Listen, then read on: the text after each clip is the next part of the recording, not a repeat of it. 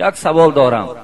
شوهرم سیگارت میکشد، آیا این در اسلام چه حکم دارد؟ ساده و روشن بیان کنید که شوهرم معلم مکتب میانه هست. من این مسئله را چندین بارها گفتگی هستم، چی درباره ناز چی درباره سیگارت، که اسلام شعار دارد لا ضرر ولا ضرار فی الاسلام. اسلام شعارش همین است که از چیز ضرر نبین و به کسی ضرر نرسان. این شعار اسلام است. از چیز ضرر نبین و با کسی ضرر نرسان. سلام علیکم برادران. بسیاری شما برای پیگمنتاسیا یعنی برای کسل پوست پیچیدگی درست رقم که پیگمنت و پریزوس و هندوستانی انشاءالله 100% کفالت داره. مرحمت زنگ زنید به همه شهرها دستافکن میکنیم. کودک هایی که از پیشاب تنقیسی میکشند و تیز پیشاب میکنند، پس این مشکلی هست. با شما شفافرما سیستیک اونریز رو توصیه میدهد که شما میتوانید این مشکلی رو حل کنید. مقصد از سیگارت تو ضرر میبینی، تو شعار اسلام پایمال داری. برای همین سیگارت در اسلام حرام است. چی از جهتی گوییم که در جسم آدم ضرر دارد، چی در اقتصادیاتش ضرر دارد. وقتی هر چیزی که به جسم آدم ضرر داد، به جسد آدم ضررش رسید، این در اسلام حرام است. هر یک حرام کرده پروردگار حکمتش انا همین است که شما تماشا کنید چیزی را که خدا حرام گفته است و حتمی در ارگانیسم شما زلال دارد. برای همین باز مخصوص اگر این برادر ما معلم باشد، معلم باید از سیگارت و از ناس دور باشد. معلم در پیش طلبه وقتی که سیگارت میکشد، ناس میکشد، همون شاگرداشان سیگارت کش و ناس کش میشوند. امروز به گوش ما آوازها میرسد که بعضی معلم ها طلبه ها را پول میدهند که برای ما ناس بخر یا سیگارت بخر. این نادرست است.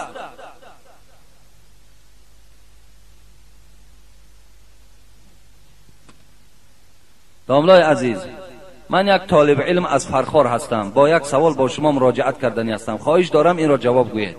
قال رسول الله صلی الله علیه و سلم ابو حنیفه سراج امتی. این حدیث صحیح است یا نه؟ این حدیث ها دا میگذارد که ابو حنیفه این رئیس مذهب ما و شماست و سراج امت است. گویا پیغمبر خدا گفته باشد که ابو حنیفه را شما میدونین که 70 سال بعد حبیب خدا به دنیا آمدن.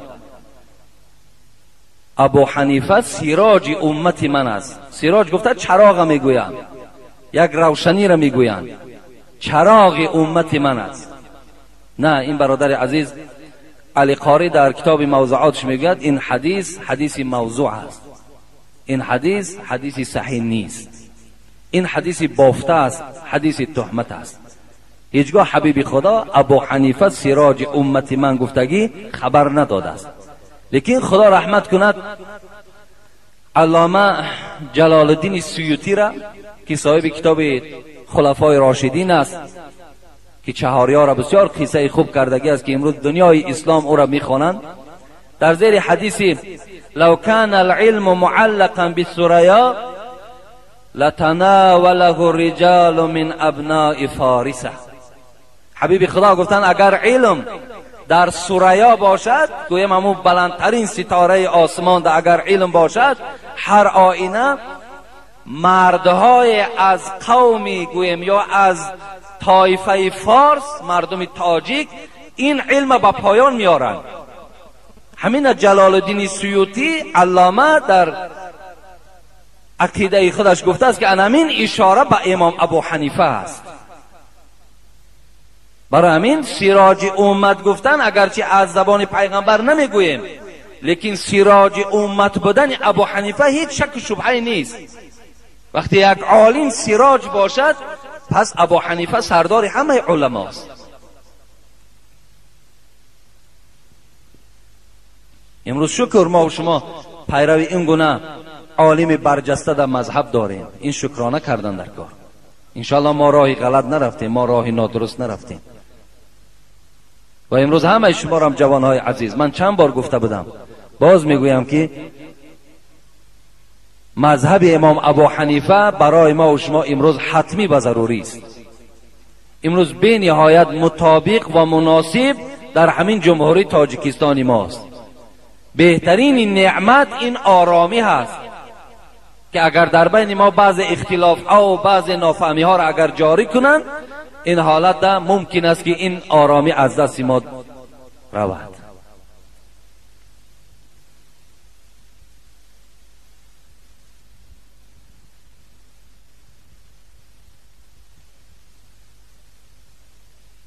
السلام علیکم داملای عزیز، مرده را راه دور بردن جایز است یا جایز نیست؟ مرده را راه دور بردن جایز است یا جایز نیست؟ امام سرخسی رحمت الله علیه از قول امام محمد میگوید که مکروه است. مقصد از همین در کلا وفات میکند میگیرن خاولینگ میبرند، در کلا وفات میکند میگیرن مثال دوشنبه میبرند، یا در دوشنبه وفات میکند گرفته کولاب میارن و دیگر. همین امام سرخسی خدا رحمت و مغفرت چون کند از سخن قول امام محمد گرفتن، گفتن مکروه است، بردنش درست نیست گفتن. لیکن خدا رحمت کند با صاحب فتاوای خلاصه را که دیروز من نگاه کردم، همین بابا این سوال خواستم نگاه کنم، اونجا گفته است تا 4000 میل، اگر یعنی 1 میل یا 2 میل اگر مرده را دور برند این یگان ضرری ندارد. 1 میل در شریعت 4000 قدم است. 4000 قدم گویم اگر 50 سانتی متری گیریم 2 کیلومتر تا 2 کیلومتر گفته است. صاحب فتاوای خلاصه گفته است که باکی ندارد و بعض صاحبای کتاب گفتن این 2 میل 4000 گز می شود. 1 گز 91.5 سانتی متر، گویم که قریب 4 کیلومتر. اگر مرده را دور برند اینم باکی ندارد. لیکن امروز در همین شرایطی که ما و شما داریم بهترین صورت همین است که ما راه دور نبریم.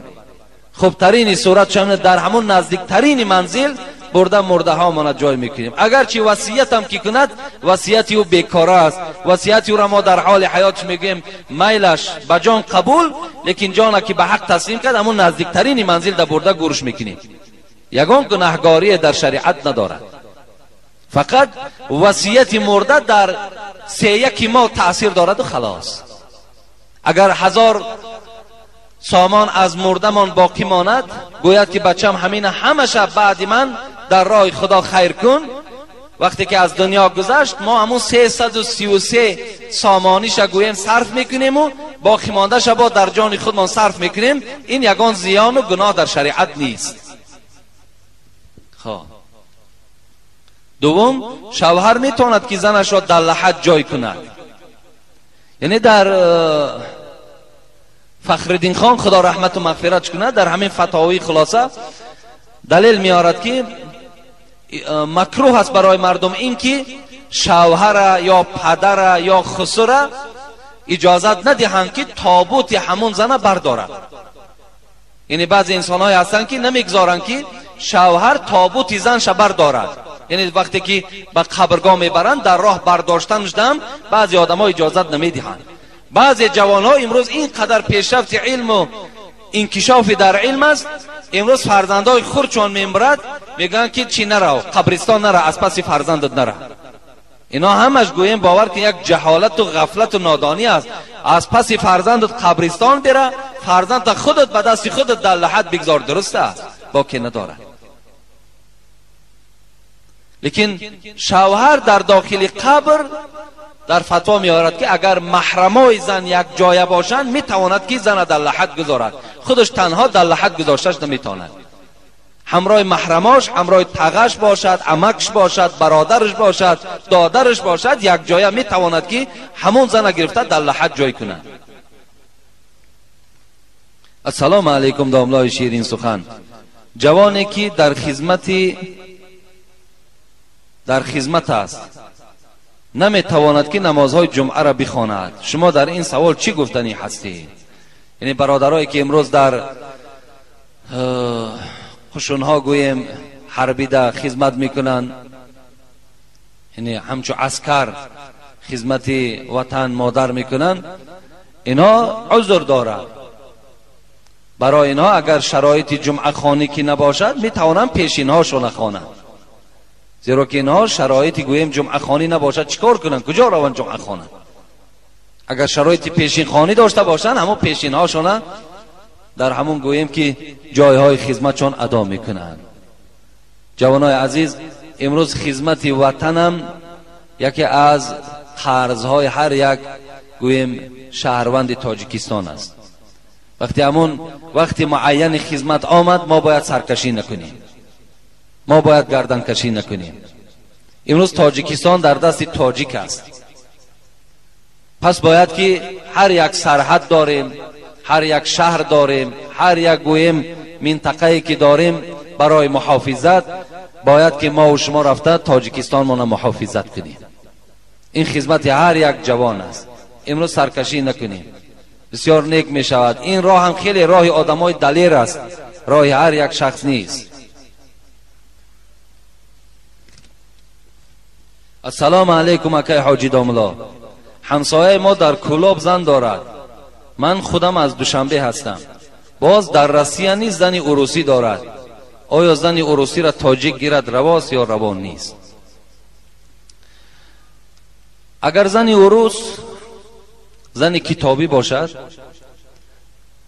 اجازت است که او را چی تاجیک است چی عرب است، یعنی کدام آدم مسلمان نباشد می تواند که باید در نکاح درآورد. زنی که به کتاب به همون انجیلی که دارم به همون ایمان داشته باشد. لیکن برادرای عزیز، برای زن گرفتن یک شرط زنگیری این است که زن باید که اصل داشته باشد. زن به منزله زمین است، باید زمین خوب گیری. بین امروز آدما زمین آبی میکاون که مثال زمینای آبی حاصلش زیاد است.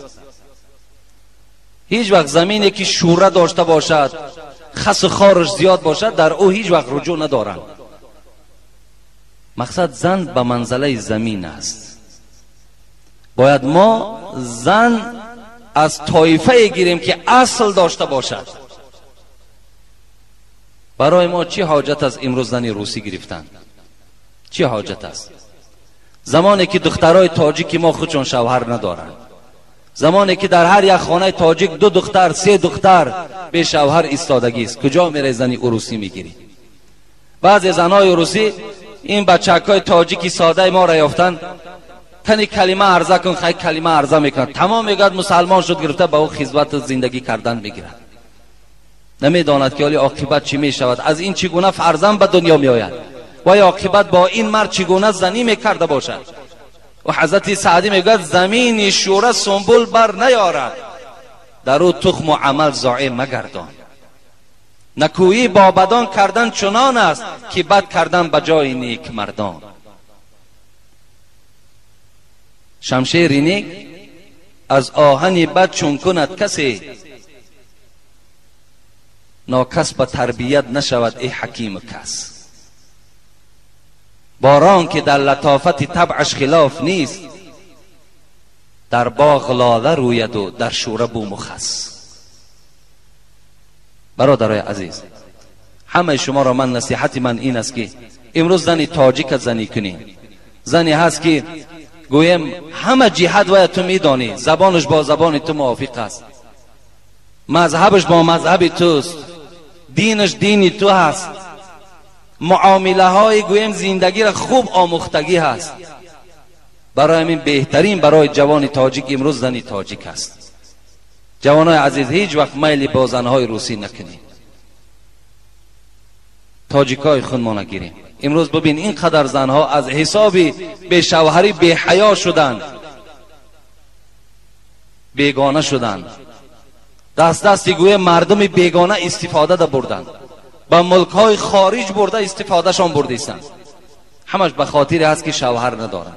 امروز بعضی همون دیوسا گویم، بعضی جوانای بی غیرت همین کلاب ما و شما امروز با دخترهای تاجیک برده در عسکرهای روس بیزنس میکنند. مردنتان بهتر باور کنید. وقتش از زن ممراض بود، امروز بچه گلابی ممراض شده است. این خبرها به گوش ما می آید. ادرساش می دانیم باور کنیم. بچه تاجیک بار میکند، دخترها را در یک خانه جمع میکند، بچه های روس میگیرد میبرد، 1000 سوم روسی 500 سوم روسیش میدهند، به دختر تاجیک یک جایش میکند. همین دیوسی نیست؟ همین یک گویم باور که خیانتی در ملت تاجیک است. آخر تو اونقدر جوان مرد باشی، اونقدر دلت به ملت تاجیک سوزد، تو برای و یک شوهر جستجو کن، شوهرش بیا. برای این دادرای عزیز هیچ وقت برای خدا اون زنها را اختیار نکنید. زنهای تاجیکی خود ما نگیریم. السلام علیکم دامنای محترم، از شما خواهش می نمایم که با همین سوال من جواب گوید. مدت 6 سال می شود که شوهرم در روسیه کار میکند و تا حال نیامده است. مردم میگویند که وقتی که او برگردد باید که از نو نکاح کنید. آیا این درست است یا نه؟ با احترام خواهر اخلاصمند شما. این مرحمت خودش. 6 سال این حالی این همین شخص در همونجا زن دارد. بعضی هاش میگوید که وقتی ما روسا را میگیریم پاسپورت ما از دست ما میگیرن، به خاطری که دیگر تو پای در طرف تاجیکستان نمیمانی. ببینید غمخواری زنی روسا نسبتی بچه تاجیک.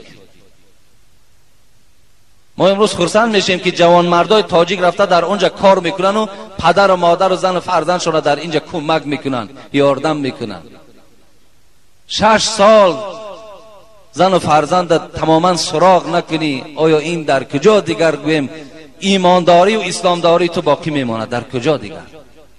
از تو در گویم آدم شرمنده، از تو در آدم بیناموس دیگر وجود ندارد. تو چی میدانی که زنی تو در کدام حالت در اینجا گرفتار است؟ چی کار میکند؟ تو چگونه زنداری داری؟ این عاقبت زنهایی که ما و شما در روسیه رفته زن میگیریم، زنهای خودمان در همینجا با فرزندا هر طرف پریشان میگردن. السلام علیکم داملا حاجی میرزا، من یک مادر به شما گفتنی دارم. از برآمد و ثبت کسیته های شما خیلی ممنونم. نتیجه همه کارهای شما تربیت جوانان است. من خیلی خرسند هستم که پسر من مثل دیگر پسرها دائم روزهای جمعه را انتظارند برای سخنهای تربیوی شما. رحمت بر شما داملا که امروز جوانان شهرمان را برای راست تربیه کرده ایستاده اید. سوال مادر: من کارکن دولتی هستم لیکن به روی مال به کار می روم. اما خویش و تبار مرا سرزنش می کنند، لیکن الحمدلله من مسلمان هستم و دین اسلام را سخت اعتقاد دارم. من باید چیکار کنم مادر؟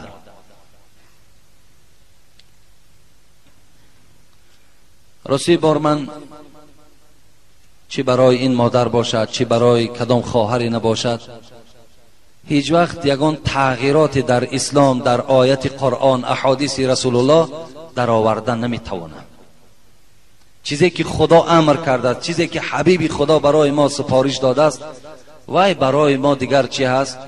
خودش برای ما دیگر فرمان است، وای برای ما دیگر فتوا هست. من برای این گونه مادری که خیلی گویم با یک علم، با یک کلمه ها و جمله های خیلی خوب برای ما نویسانده است، منم به این مادر همین گفتنی هستم که مادر عزیز، پوشانیدن سر این فرمان پروردگار است. این الله چی در سوره احزاب چی در سوره نور تماشا کن. مرحمت اگر خواهی، امروز قرآن با طریق کریلیکی هم چاپ شده است. مبادای شما را درد نکند که ما در باب سطر و در باب رویمال وقتی صحبت میکنیم فکر کنیم که این پیشنهاد خود من است. نه، بلکه این سخن خداوند است. در قرآن هم در سوره احزاب هم در سوره نور خطابه فرمان برای زنها دارد. از این خاطر مادر عزیز، چه کارگر دولتی چه کارگر غیر دولتی، فرمان پروردگار این است که باید تو رویمال داشته باشی. باید گردن و دست تو را کسی نبیند بجز شوهر تو. این فرمان پروردگار است. اجرا کنی خوش به حالت، اجرا نکنی 1000 اگر حاجی میرزا واری پیر و استاد داشته باشی، در قیامت برای تو عذاب انتظار است.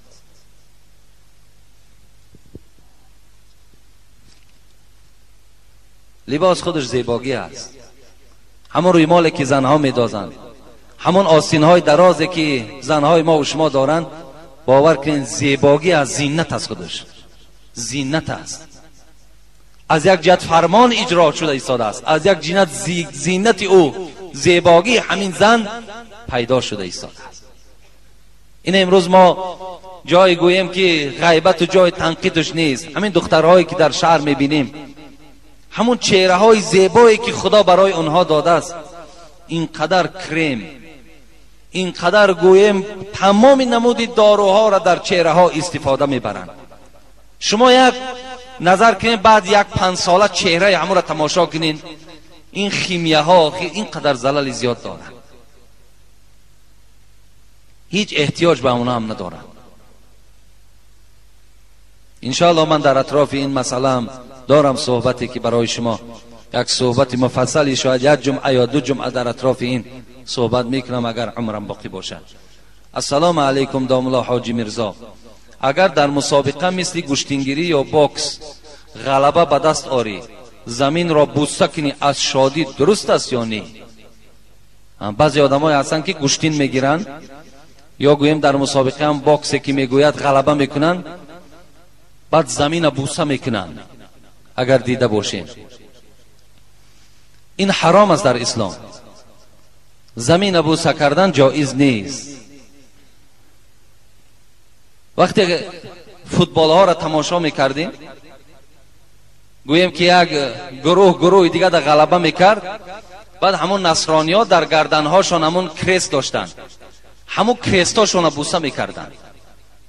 بعضی هاش کریست نداشت، با دستش همون اشاره کریست میکرد، شکرانه میکرد.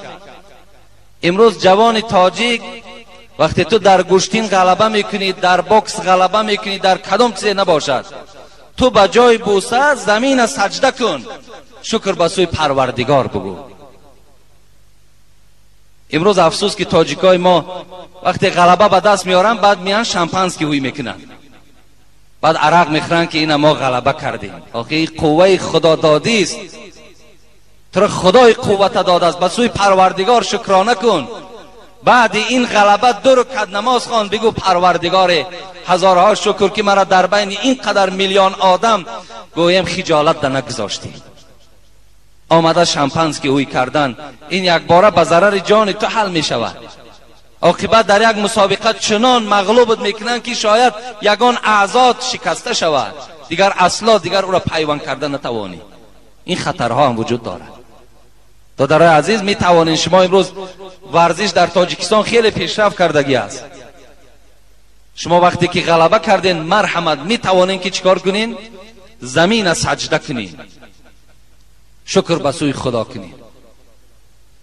یک منظره همون تایسونی که تایسون باکس میکنه، یک منظره شدیدگی بدم که وقتی در یک برآمدش غلبه کرد، در زمین زد، اما آدم نو مسلمان است، همون آدم در زمین سجده کرد، بوسه نکرد، سجده کرد.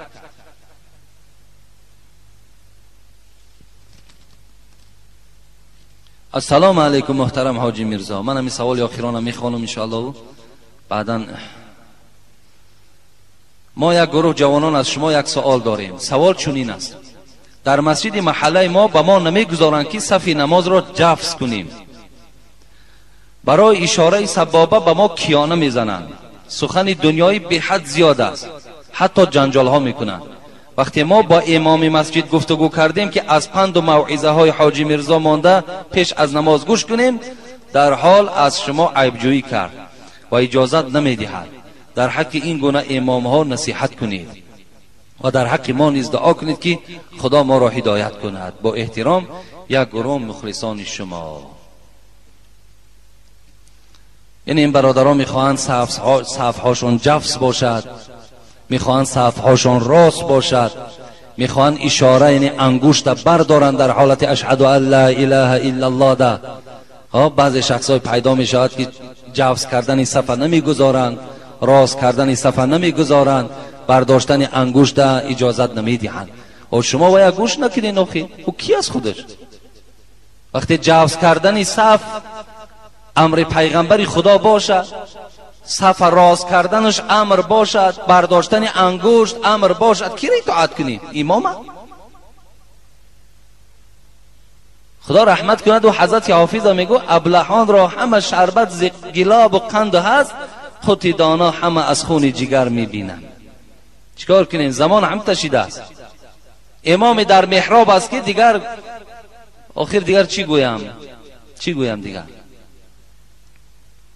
اسب تازه شده مجروح به زیر پالان، طوق زرین همه در گردن خر میبینم. چیکار کنیم؟ امروز محراب‌ها از اون گونه شخصا خالی اند. از شخصی که حق میگوید، از شخصی که از حدیث و آیات سخن میراند، محراب‌ها امروز ما و شما خالی هستند. بعداً مثل انامین گونه بعض ابله‌هایی که از حدیث و از آیات و از مسئله درک ندارند، بعداً فشار بالای مردم میارند. شما کردن گیرین، صفحاتون راست کنین، صفحاتون جفت کنین، اشاره را کنین. کدام من برای شما گفته بودم کسی اشاره میکند برادرای عزیز، این حدیث پیغمبر خدا هست. از 30 حدیث زیاد درباره نمین یک برداشتن انگشت آمده است. بعضی از فقهای ما و شما هم حتی ببین صاحب عمدة الرعایه این شرح الوقایه است. و حضرت گفتند، صاحب فقه کیدانی گفته است، باز در تنبورش نواخته گفته است این حرام گفته است. ببین صاحب فقه کیدانی در کتابش گفته است کسی انگشت می بردارد همین انگشت برداری حرام. لیکن صاحب کتاب عمدة الرعایه که خیلی کتاب معتبر است و در علم و در حدیث و در بزرگی از فقه کیدانی 1000 برابر بالا بود، و میگوید صاحب فقه کیدانی شرم نکرده در تنورش نواخته انگشت برداشتنش حرام گفته است. علی قاری رحمت و مغفرت کند خدا، و در مذهب همین ما و شما امام ابو حنیفه است، در باب همین برداشتن انگشت رساله دارد، یک کتاب پره دارد و گفته است. چی گفته است؟ اگر گفته است انامین حدیثی و ظن بالمؤمنین خیرا نمیشد، من صاحب فقه کیدانی را حکمی به کفر میدادم. علی قاری امروز کتاب موضوعات حدیث دارد، شما یعنی علم شاید درک نداشته باشید. صاحب و محدث است و میگوید فقه کیدانی که امروز تعلیماتی است که میگوید برداشتن انگشت حرام است، و از علی قاری در کتابش میگوید که پیغمبر خدا گفتن و ظن بالمؤمنین خیرا، با تمام مؤمن ها گمان نیک داشته باشین.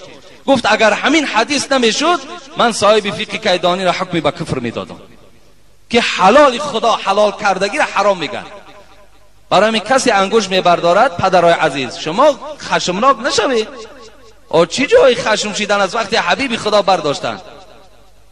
و حتی گفتن هی اشد علی الشیطان من حدید، همین شیطان گفته است آهن گرفته در تار سر شیطان میزنی، از اون ده گفته است در برداشتن انگشت شیطان ناراحت میشود. همین انگشتی که میبردانن اشهد ان لا اله الا الله ده میپرتایمش، همین ده شیطان دردمند میشده است. و این کرده پیغمبر ما و شما هست. برای همین نمیکنی میلش نکن، لیکن میکردگی آدم ها را تحقیر نکن. این در این علم نداری، این مرحمت در این مسجد کدامت علم داری؟ در همین باب انگشت خیز مثال من کردگیش گپ زن در بین همین مردم، من تو را قبول دارم اگر دلیل های مستحکم داشته باشی، از حدیث از آیت تو دلیل داشته باشی. نداری برادر عزیز. و آخر دعوانا ان الحمد لله رب العالمین. یک 5 دقیقه دیگر مانده است. همینجا مهمان داریم انشاءالله در اطراف همین کدام مسئله برای ما و شما یک چیزی میگوید، در ممکن تای 5 دقیقه است، ممکن تای 10 دقیقه است.